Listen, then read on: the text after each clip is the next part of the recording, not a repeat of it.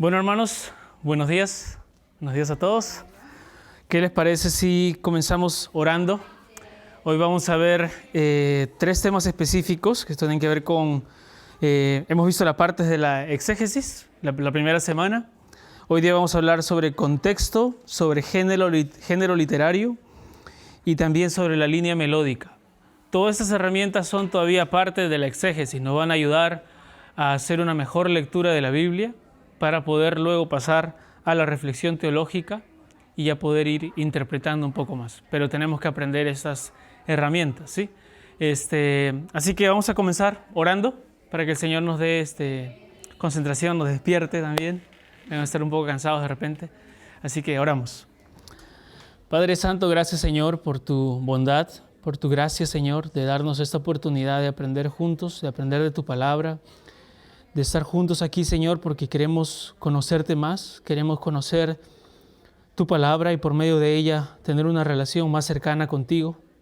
Te rogamos, Señor, que tú nos des sabiduría, que despiertes nuestros corazones, que nos des inquietud por aprender tu palabra.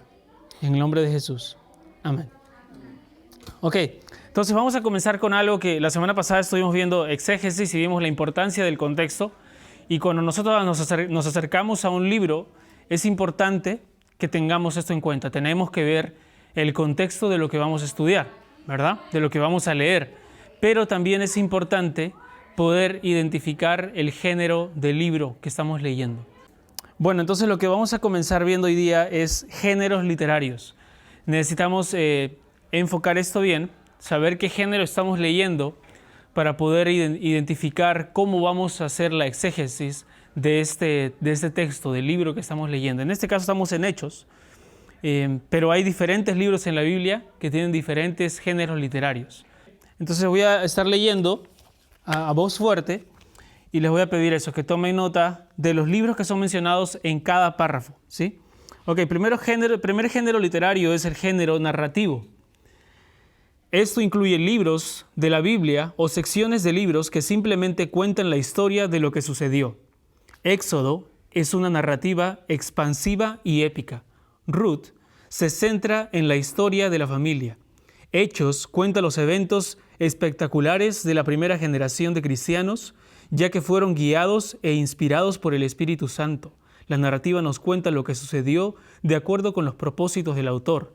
A veces hay lecciones espirituales de los eventos y a veces solo estamos ganando el contexto de la historia del pueblo de Dios. Entonces es el primer texto, el primer género, narrativo. Segundo, poesía. Esto es todo de salmos y secciones de otros libros. El poder de la poesía viene a través del uso del lenguaje figurado, vívido, como el ciervo anhela las corrientes de agua, así suspira por ti, oh Dios, el alma mía, dice el Salmo 42, versículo 1. Es un ejemplo de la poesía. Además, las ideas se repiten a veces con las mismas palabras, otras veces con sinónimos, que son paralelismos de sinónimo. Los salmos y otras secciones poéticas de la Biblia comunican ideas, pero expresan especialmente la emoción, muestran vida en su plenitud. Tercero, sabiduría. Proverbios, Job y Eclesiastés son colecciones de dichos sabios destinados a dar forma a la vida moral y ética de sus lectores. Cubren muchos temas prácticos. El libro de Santiago en el Nuevo Testamento es en muchos sentidos como un Proverbios en el Antiguo Testamento. El cuarto género literario vendría a ser profecía. Los 4 profetas principales, Isaías, Jeremías, Ezequiel, Daniel y los 12 profetas menores, desde Oseas hasta Malaquías, son la palabra de Dios para su pueblo del pacto, advirtiéndoles y reforzándolos durante periodos de pronunciado peligro espiritual y nacional. En su mayoría son oráculos luego escritos. Obtenemos lecciones espirituales de ellos sobre la disposición de Dios. Por ejemplo, decepcionado, indignado, triste, tierno, cariñoso, y la condición de la persona a las que se dirige. Por ejemplo, asustado, desobediente, humilde, arrogante. Debemos leer los libros proféticos del Antiguo Testamento como el desafío de Dios para el público original y luego aplicamos las lecciones a nuestras vidas. Quinto, los evangelios.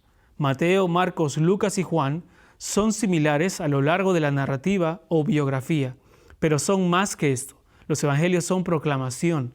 Las personas que los escribieron eran verdaderos creyentes que relataban relatos de primera mano sobre la vida y la enseñanza de Jesús. Y así leemos el género del evangelio como documentos de fe, anunciando un evento que cambia el mundo, centrado en las personas, en la persona de Jesús. Las enseñanzas de Jesús, que conocemos como parábolas, son su propio género, tienen su propio género. Estas son historias que apuntan a los asuntos comunes de la vida para mostrarnos una verdad espiritual profunda y así ayudarnos a entender más a Dios y su reino. Sexto, las epístolas, las cartas que escribe Pablo, por lo general. Las cartas del Nuevo Testamento eran comunicaciones a individuos o grupos específicos para propósitos específicos y variados. El apóstol Pablo quiso decir que los romanos eran una descripción general de la fe cristiana, mientras que Primera de Corintios fue ocasionado por problemas, incluida una lista de preguntas que tenían para Pablo. Ahora, con respecto a los asuntos sobre lo escrito en Primera de Corintios 7:1 y las cartas a Timoteo, fueron para alentar y guiar a un líder de la iglesia más joven a un lugar desafiante. Las epístolas son textos ocasionales por los que debemos llegar a las circunstancias que llevaron a que se escriban. Es decir, se tiene que estudiar el contexto histórico para poder interpretarlas correctamente. Y el último género es el apocalíptico o Apocalipsis. El libro de Apocalipsis y partes del libro de Daniel son revelaciones. Como otras profecías, proclaman mensajes urgentes a sus audiencias originales, en particular advertencia y consuelo. En mayor grado que otros libros proféticos, emplean mucho lenguaje simbólico que puede entenderse estudiando expresiones similares en anteriores escrituras. Ahora, ¿por qué es importante que sepamos definir qué género es el libro que yo estoy leyendo? ¿Y cuál es el balance que debemos tener al momento de entrar a un libro y saber el género? Mel Lawrence es la persona que escribió este estudio que estamos leyendo ahorita, y él comenta al final de este escrito: cuando nos sentamos a estudiar la Biblia, reconocemos qué género estamos viendo para poder avanzar en la comprensión del significado. Si no tenemos en cuenta el género, ciertamente malinterpretaremos y aplicaremos mal la verdad de la palabra de Dios. Los géneros también muestran cómo la palabra de Dios es amplia, variada y profunda y digna de toda una vida en estudio. Entonces, si nosotros no entendemos el género que estamos leyendo, por ejemplo, cuando leemos proverbios, y leemos proverbios que significan proverbios de sabiduría, ¿verdad? Son dichos sabios para ayudar al hombre a que sea prudente. Si nosotros vamos a los proverbios, por ejemplo, y leemos el proverbio que dice: instruye a tu niño para que cuando fuere grande no se aparte de su camino, podemos pensar, este es un dicho de Dios, es la palabra de Dios, debe ser una promesa. Si yo instruyo a mi niño en la palabra de Dios, entonces lo que va a pasar como resultado es que él va a ser creyente. Y de repente puedo pensar, va a ser pastor porque lo instruí para que sea eso. Pero si nos damos cuenta, esos son dichos sabios que nos muestran lo que va a pasar generalmente. Cuando tú instruyes a un niño bien, generalmente va a ser un niño de bien. Pero, y si lo instruyes en mal, también no se va a apartar de ese camino y va a ser un niño del mal. Pero no es una promesa en sí. Y lo podemos entender que no es una promesa porque está dentro del género de sabiduría, de dichos sabios para ayudar al hombre a ser prudente. Cuando vemos los otros libros de sabiduría, como por ejemplo Job, Proverbios te dice, si tú haces las cosas correctas y sabias, la vida te va a ir bien. Job te muestra que no necesariamente va a ser así, que tú puedes ser un hombre justo, un hombre correcto, un hombre que ande bien, y igual te va a tocar padecer. Ahora, ¿por qué? Entonces viene Eclesiastés y te dice, porque la vida aquí, debajo de la tierra, es una miseria y es puro afán. Lo único que nos queda es acercarnos a Dios y buscarle a Él. Entonces se dan cuenta, cuando entendemos cuál es el género del libro, podemos leer de una manera mucho más, con mucha mayor capacidad de entender. ¿Ok? Ahora, ¿cuál es el extremo en esto? El extremo que podemos tomar es poner nuestro entendimiento del género literario sobre la escritura, ¿no? Y empezar a decir, no, este libro ahorita que estoy leyendo es género narrativo. entonces todo lo que parezca profecía o lo que parezca poesía no puede ser. Debe ser tomado como narrativo. Y ahí caemos en un extremo, ¿no? La Biblia está escrita, hay géneros, sí, bien marcados, pero dentro de esos mismos libros hay a veces poesía. En los evangelios a veces encontramos poesía, ¿no? A veces encontramos, muchas veces encontramos sabiduría, encontramos profecía también. Entonces no podemos limitar la Biblia o lo que vamos a entender de la Biblia de acuerdo a nuestro entendimiento de lo que es un género literario.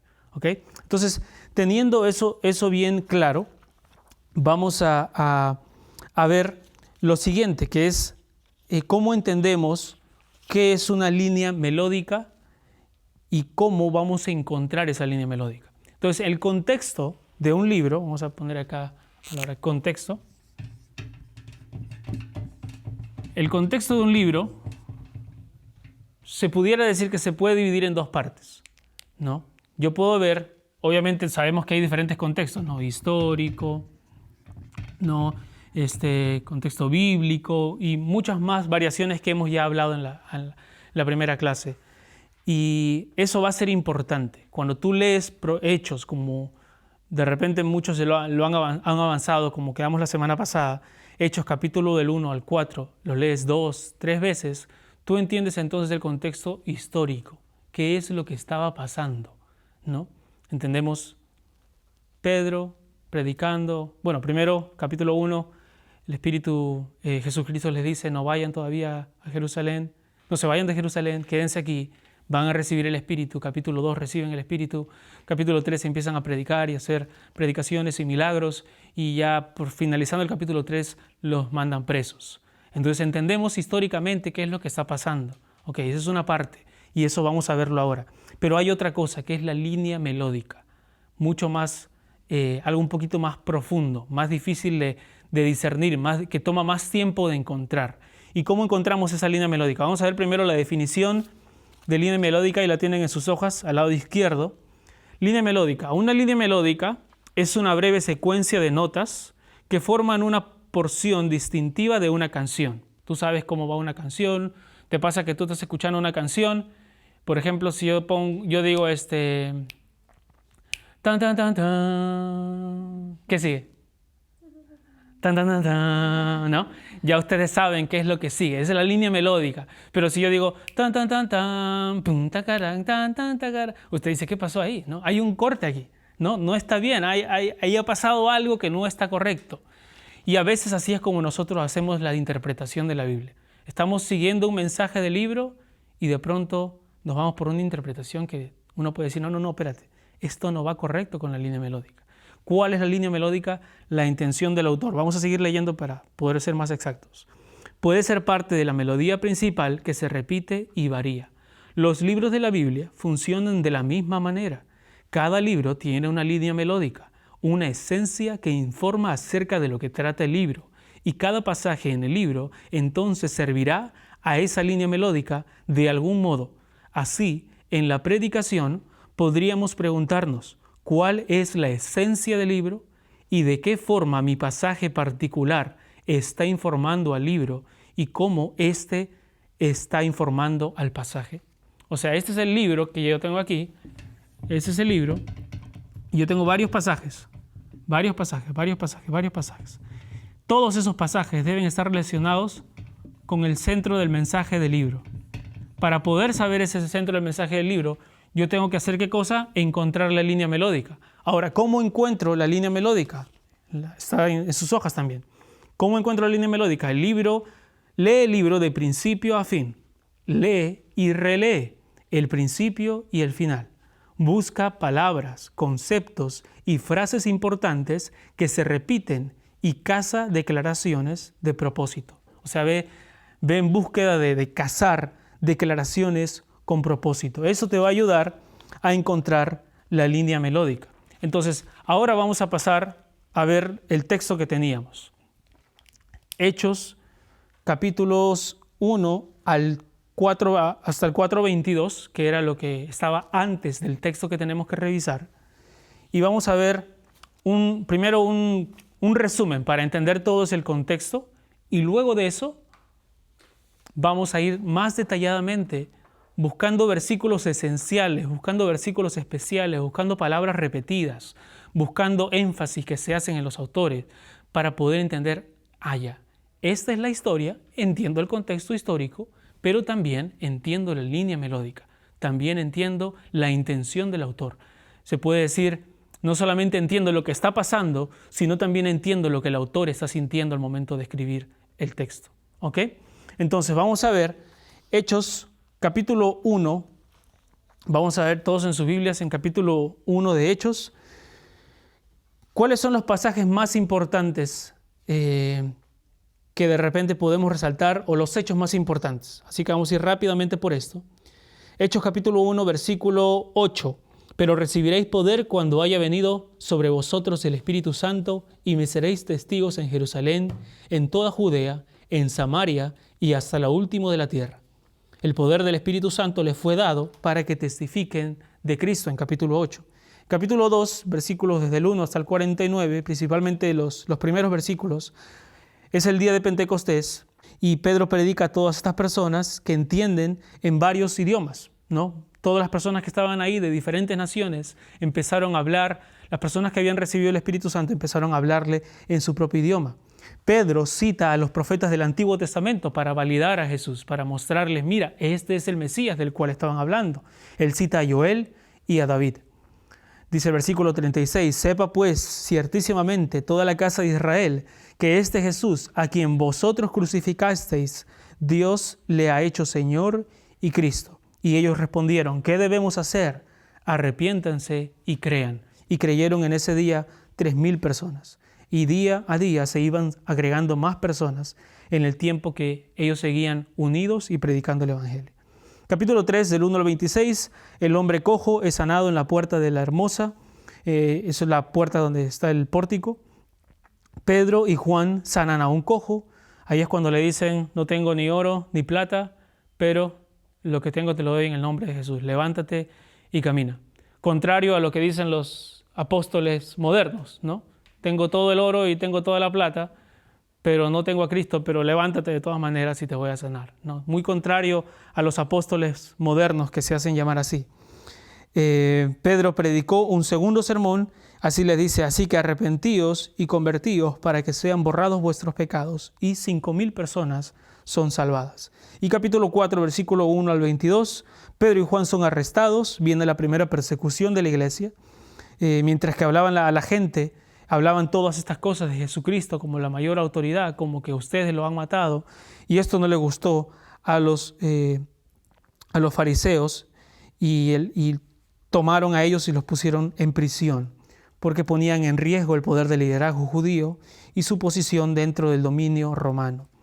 Entonces aconteció que ese día, al día siguiente, después de unas cuantas discusiones y no encontrar forma de mantener preso a Pedro y a Juan, los tuvieron que soltar. Y así es que llegamos al capítulo 4. Eso es lo que está pasando históricamente.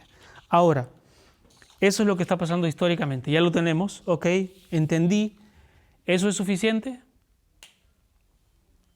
Puede ser que podamos entender en nuestra mente lo que está pasando. Se puede decir intelectualmente, ok, ya entiendo lo que está pasando. Ahora tengo que ir a la línea melódica. Ahora tengo que ir y leer mi Biblia y no solamente leerla y decir, ok, ya sé qué pasó, sino prestar atención a los detalles. Entonces, si ustedes tienen una hoja ahí que les he puesto que se llama línea melódica, creo que es la segunda hoja, ¿sí? Entonces, ahora hermanos, para esto que viene aquí, yo no he tenido que ir a ningún comentario bíblico. ¿Ya? No he tenido que ir a ningún comentario bíblico. No fue necesario el seminario para enseñarme a hacer esto. No he tenido que ir al sistema, al software Logos, ¿no? Hay un software que se llama Logos, que tú pones una palabra y te dice cuántas veces se repite, cuántas veces se dijo. No tuve que ir a Logos. Y tampoco tuve que ir al griego. Tampoco tuve que utilizar griego. Entonces estamos hablando de personas comunes y corrientes, ¿verdad? No estamos hablando de supercerebros que hicieron esto que vamos a ver ahora, sino personas comunes y corrientes. Pero lo que sí tuvimos que invertir aquí, ¿qué cosa fue? Tiempo.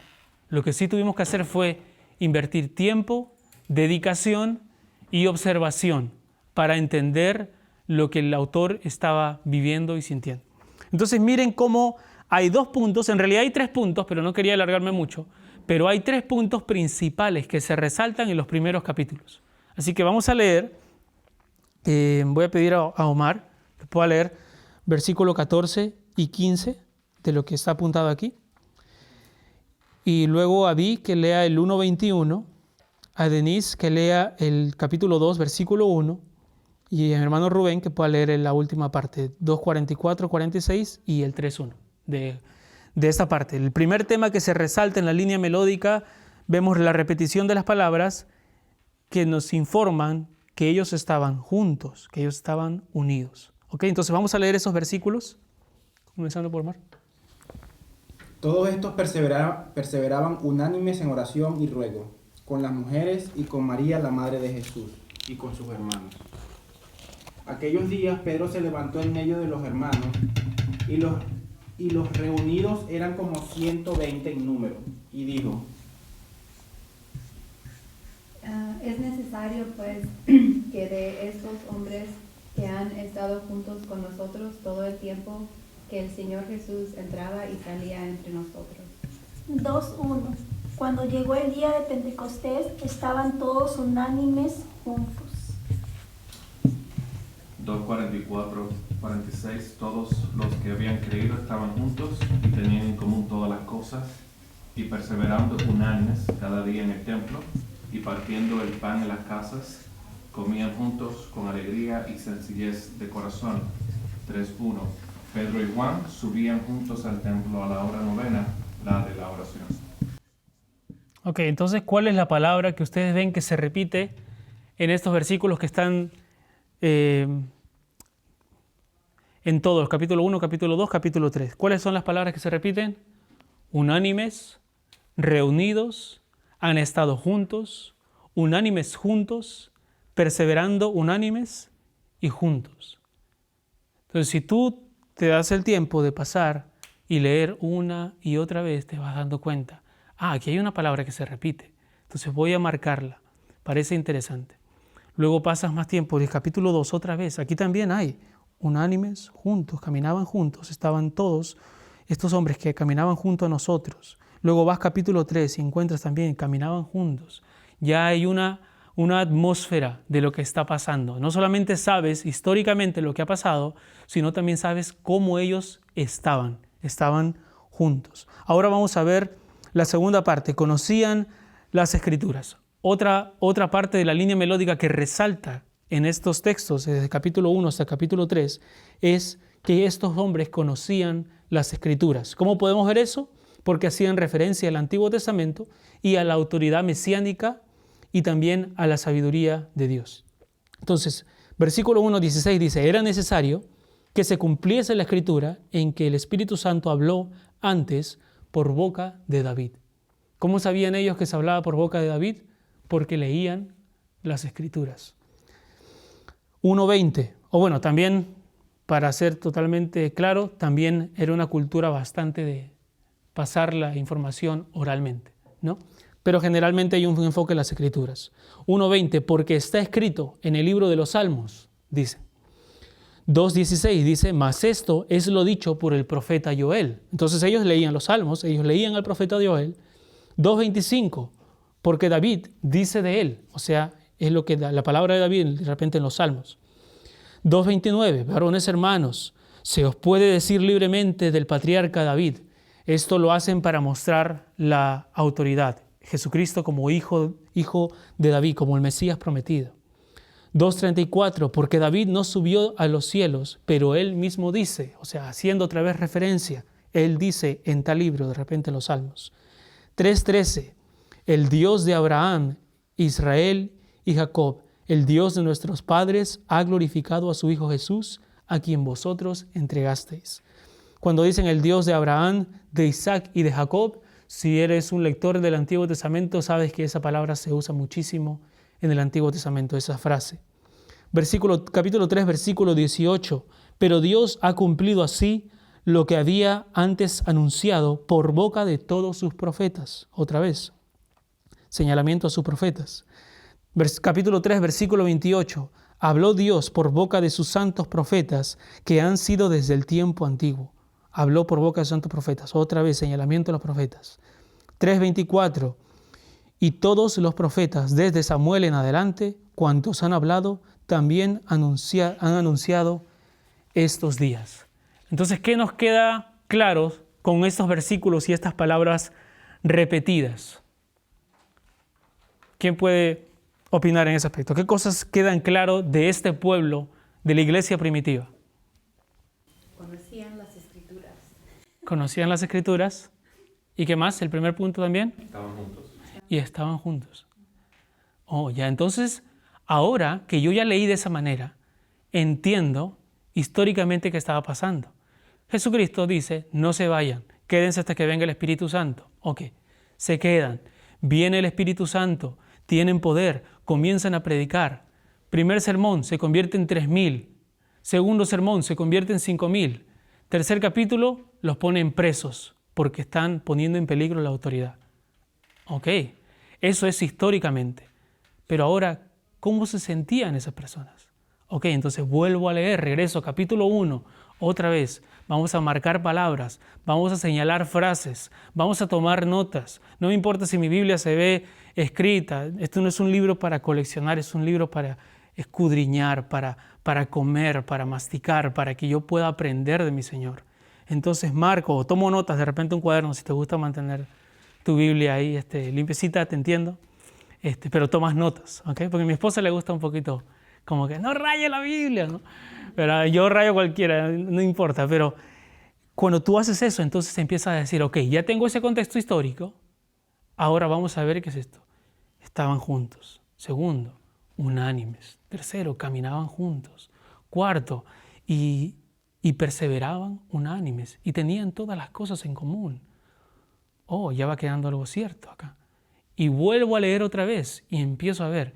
Y también citan a David, citan a Joel, citan a los profetas, citan a los salmos.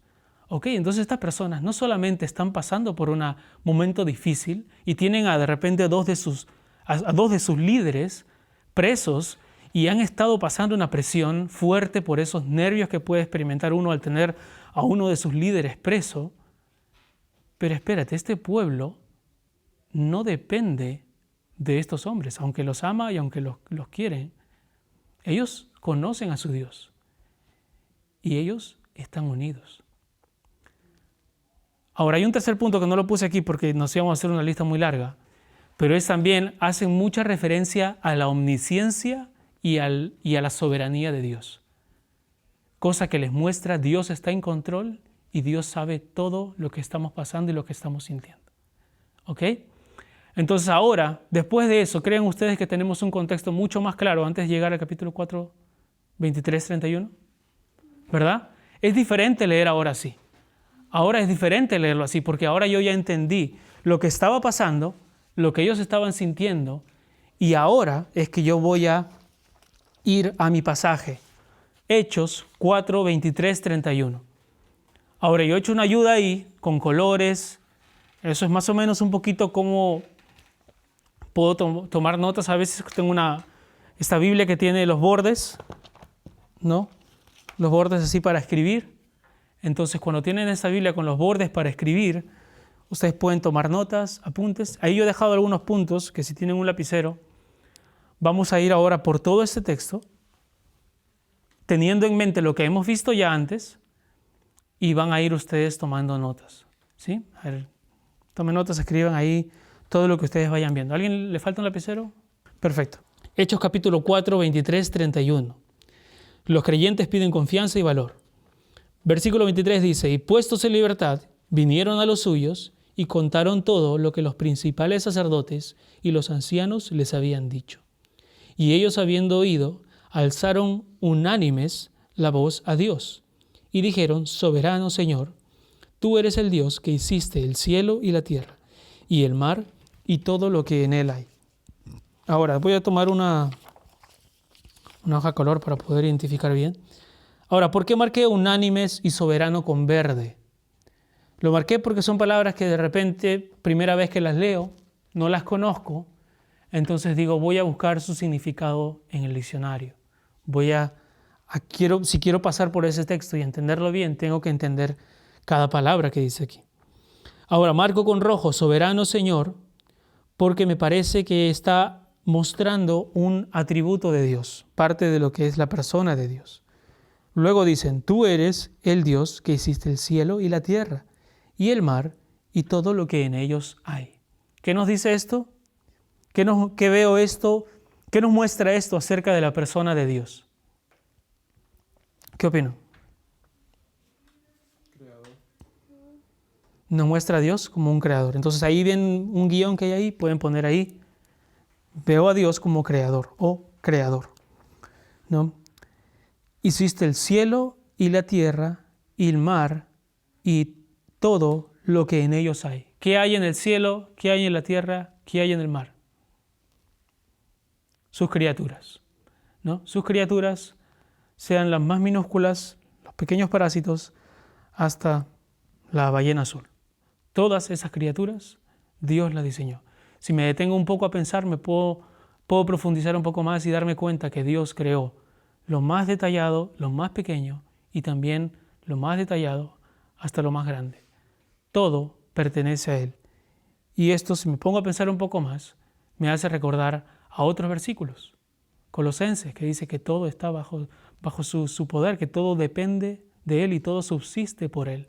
Entonces empiezo a pensar, no solamente lo leo por terminar mi lectura, sino empiezo a rumiar, ¿no? Rumiar es escudriñar lo que hace la vaca cuando termina de comer, ¿no?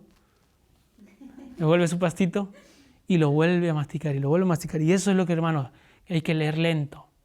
Hay mucho movimiento ahorita de yo soy lectura veloz. La palabra, vamos con lectura lenta. Si quieres leer todo de corrido, vas a tener una vista general muy bueno, excelente. Pero en tu diario crecer, en tu diario vivir, hay que ir lento por la palabra. Tú eres el Dios que hiciste el cielo y la tierra, el mar y todo lo que en ellos hay. Luego viene una sección que la he marcado aquí como una sección en la que se muestra omnisciencia de Dios, profecía, soberanía. Pueden ustedes tomar nota ahí en la flechita, como ustedes lo vean, con la palabra que ustedes identifiquen mejor. Dice que por boca de David, tu siervo, dijiste, o sea, Dios ya dijo que esto iba a suceder. ¿Por qué se amotinan las gentes y los pueblos piensan cosas vanas? Se reunieron los reyes de la tierra y los príncipes se juntaron en uno contra el Señor y contra su Cristo, porque verdaderamente se unieron en esta ciudad contra su santo Hijo Jesús. ¿Contra quién se unieron? ¿Contra los discípulos? ¿Contra Pedro? ¿Contra Juan? ¿Contra quién dice ahí? Tu santo Hijo Jesús. Contra tu santo. ¿Contra quién es la batalla? Eso nos muestra a nosotros. ¿Contra quién es la batalla? Es contra Jesús. Y eso nos va a dar mucha luz más adelante. Por eso lo apunté ahí, con punto rojo también, porque nos está mostrando un atributo de Jesucristo. Él es santo. Ahora dice, a quien ungiste. Esa palabra ungiste me parece un poco rara, de repente nunca la escuché. Tengo que buscarla en el diccionario. Entonces la marco con verde. Más tarde voy a buscar eso en el diccionario. Debe ser algo importante porque Dios dice que ungió a Jesús. Luego, Herodes y Poncio Pilato con los gentiles y el pueblo de Israel. O sea, ellos son los que están en contra de Jesús. Y lo marqué con púrpura porque es el color generalmente de las autoridades religiosas, ¿no? Entonces utilizo púrpura para decir Herodes, Poncio Pilato, hombres que son importantes que debo de repente recordar su nombre más adelante. Entonces lo marco.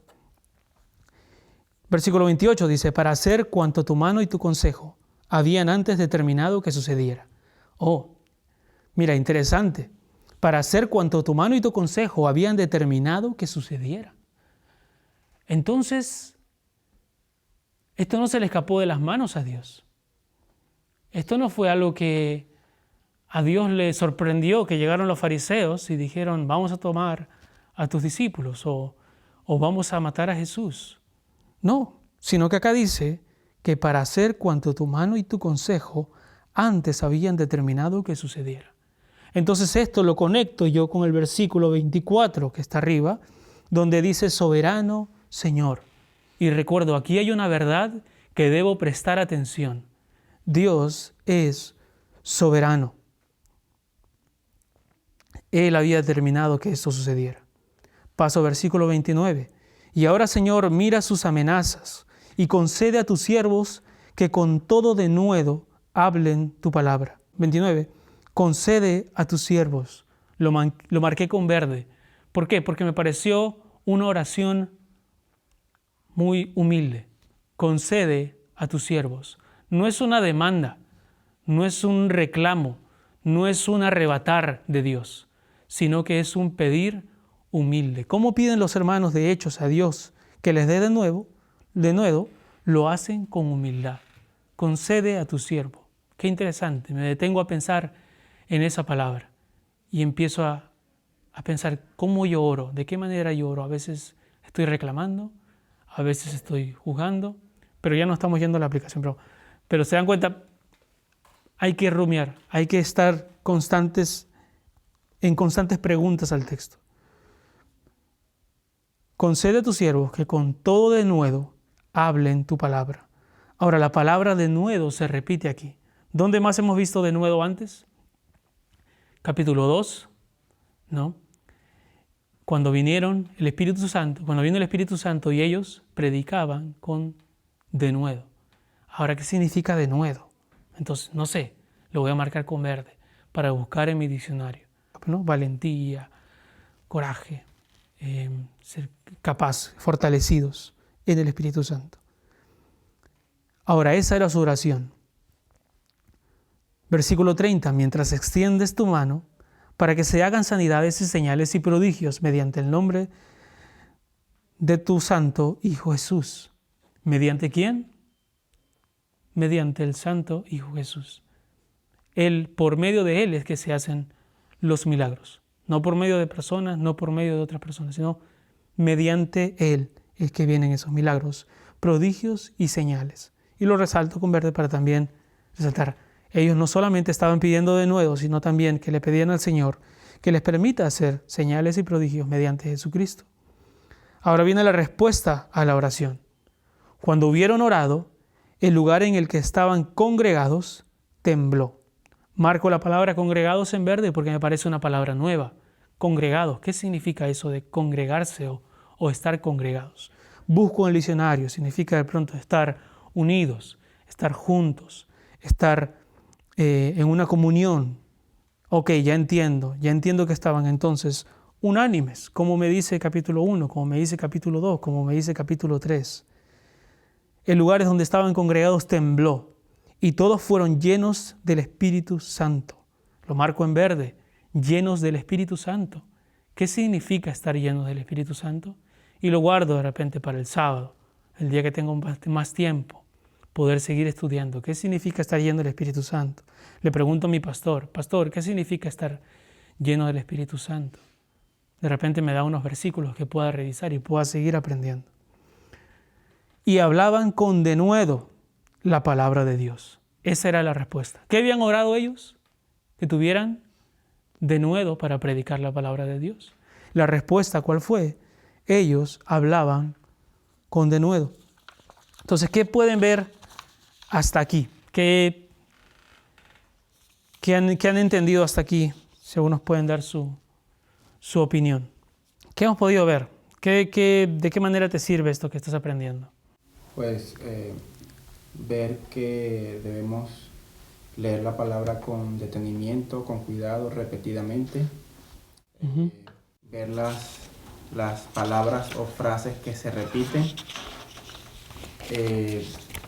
Ver cómo en la misma palabra Dios expresa frases o textos que ya Él había comunicado a través de sus profetas en el pasado. Uh-huh. Vemos cómo se repiten en los pasajes los atributos de Dios y también la confirmación de Jesús como el Mesías o el Hijo de Dios. Uh-huh. Entonces, cuando nosotros leemos más detenidamente, podemos obtener mucho más del texto que cuando leemos así nomás por un momento, ¿verdad? Entonces es importante que pasemos, hermanos, tiempo en la palabra. La razón por la que tenemos este estudio es para enseñarnos eso, que la palabra puede ser entendida. No necesitamos... Yo soy estudiante de seminario, estoy estudiando griego y leo comentarios, pero para poder hacer esta línea melódica y leer este contexto, lo único que tuve que hacer es leer mi Biblia repetidamente. A veces pensamos que eso es solamente para los seminaristas, ¿no? De tal manera que cuando vemos a una persona que ha estudiado su Biblia, le dicen, oye, tú creo que tienes llamado para ser pastor. No, pero él es un cristiano simple, que está leyendo su Biblia, que es lo que normalmente debe hacer cualquier cristiano. Y pensamos, como él lee su Biblia, debe ser pastor. No. Todos, hermanos, somos llamados a escudriñar las Escrituras. Entonces, para terminar de una vez con este versículo y poder ir la semana siguiente a cómo aplico esto a mi vida, hacer la reflexión teológica y poder terminar en cómo aplico eso en mi vida, vamos a responder algunas preguntas que se le hacen a este texto. ¿Cuál es su oración? Su oración muestra en ellos adoración a Dios como creador, como omnisciente y soberano. Se hacen referencias al Antiguo Testamento. Si lo leemos así nada más, podemos decir, bueno, ellos oraban, pero si entendemos el contexto y la línea melódica que ya hemos visto, podemos decir, no, estos hombres eran llenos de la palabra. Entonces, lo que estaban orando de repente estaba en otro lado. Así llegamos a entender, llegamos a buscar un poquito más y vemos que el Salmo 2, 1, 3 es la oración que ellos dijeron. ¿Por qué se amotinan las gentes y los pueblos piensan cosas vanas? Se levantarán los reyes de la tierra y príncipes consultarán unidos contra Jehová y contra su ungido. O sea, lo que ellos estaban citando eran, oye, mira, todo lo que nos está pasando, nosotros ya lo leímos en el Salmo 2. Porque ellos eran llenos de la Escritura y ellos estaban unidos y ellos estaban llegando a ese entendimiento. El Salmo 2 ya nos dijo eso. Yo me acuerdo en la palabra del Señor que yo leí que esto iba a pasar. Entonces hay que perseverar, hermanos. Éxodo 20:11 dice, porque en 6 días hizo Jehová los cielos y la tierra, el mar y todas las cosas que en ellos hay. O sea, cuando ellos están hablando acá y ellos alzan unánime su voz y oran a Dios soberano, ellos oran utilizando el Salmo 20, el Éxodo 20, versículo 11. Estaban tan llenos de la palabra que sus oraciones tenían contenido de adoración de la palabra. Y finalmente Salmo 146, versículo 6, el cual hizo los cielos y la tierra, el mar y todo lo que en ellos hay, que guarda verdad para siempre. Esto, hermanos, es la razón por la cual esta iglesia primitiva podía pasar por aflicciones, por cargas y momentos duros de la vida y sobrepasar estos momentos de sufrimiento. Es difícil leer esto y decir nos vamos a quedar en la clase solamente y no vamos a ir a la aplicación, porque realmente es un punto al que vamos a llegar de repente en la próxima clase o de repente de esta a la otra. Pero algo pequeño nada más, hermanos. Mientras nosotros estemos unidos como iglesia, como hermanos, y mientras nosotros estemos yendo a la palabra y siendo llenos de la palabra como la iglesia primitiva, no importa los momentos que vengan nosotros, siempre vamos a poder decir, Dios es soberano. Dios está en control. Las cosas están terribles, pero Dios sigue en su trono. Esta semana mi esposa y a mí nos han caído muchas malas noticias de Lima, cosas que nos han llevado a estar muy tristes. Pero hay una verdad que sabemos, que Dios es soberano, que Él está en control, que Él creó los cielos y la tierra y todo lo que en ellos hay, y que Él nos dijo en su palabra también, en el mundo tendréis aflicción, pero confiad en mí, yo he vencido el mundo. Que Él nos dice también, todo este mundo es vanidad y sufrimiento, pero algún día resucitaremos y estaremos con Él para siempre en la eternidad, y no habrá más enfermedad, y no habrá más dolor, y Él limpiará toda lágrima, y Él acabará con todo sufrimiento. Y solamente viviremos para deleitarnos en aquello en que nos deleitamos ahora. Si tú te deleitas en el pecado en esta vida, lo único que vas a tener en adelante va a ser sufrimiento por consecuencia de eso. Pero si tú te deleitas en la palabra, eso va a ser 1000 veces mejor aún cuando veamos la gloria de Cristo presencialmente. No podemos dejar o decir, quiero ir al cielo porque en el infierno no hay aire acondicionado.